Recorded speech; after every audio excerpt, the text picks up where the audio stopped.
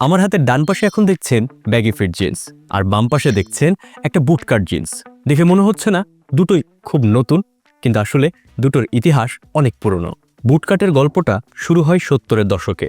তখন এটা শুধু ফ্যাশন না, প্রয়োজনও ছিল। বুটের ওপর দিয়ে প্যান্টটা সুন্দরভাবে বসানোর জন্য নিচের দিকটা একটু ফাঁকা রাখা হতো। সেখান থেকেই নাম বুটকাট। এরপর 90 আর 2000-এর শুরুর দিকে বুটকাট হয়ে ওঠে মেইন স্ট্রিম।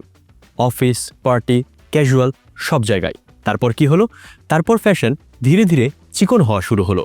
স্কিনি, স্লিম শরীরের সাথে লেগে থাকা শুরু করলো। আর এটাই প্রমাণ করে যে সব ট্রেন্ড সময়ের সাথে চিরস্থায়ী হয় না। এখন আসি ব্যাগি ফিটে। ব্যাগি ফিট 90-এর হিপ হপ কালচার থেকে উঠে আসে। র্যাপার, স্কেটার, স্ট্রিট লাইফ এখান থেকেই এর জন্ম। ওটা ছিল ফ্রিডমের প্রতীক। ঢিলা পোশাক, ঢিলা চিন্তা, কিন্তু সময়ের সাথে সেটাও হারিয়ে গেল।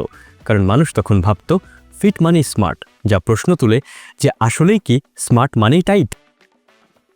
পোস্ট কোভিড দুনিয়ায় মানুষ আরাম খুঁজতে শুরু করলো। কমফোর্ট, ব্রিদিং স্পেস, মুভমেন্ট, আর সেখান থেকেই ব্যাগি ফিট আবার ফিরে এলো। এখনকার ব্যাগি ফিট আগের মতো অগোছালো না। এটা ক্লিন, স্ট্রাকচার্ড, স্টাইলড।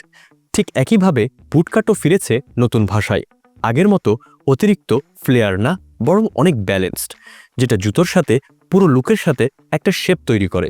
ব্যাগি হোক কিংবা বুটকাট, এগুলো কিন্তু সময়ের সাথে হারিয়ে যায়নি, বরং সময়ের সাথে ঘুরে ফিরে আবার ফেরত এসেছে। ফ্যাশন বদলায়, কিন্তু মানুষের আরাম আর নিজের মতো থাকার চাহিদা তো বদলায় না।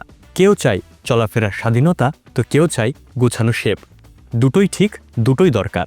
এজন্যই কমান্ডো বিডি এ দুটো অপশনই রাখে একই ছাদের নিচে, যাতে আপনাকে আজ যেটা ট্রেন্ড সেটার সাথে নিজেকে মানিয়ে নিতে না হয়।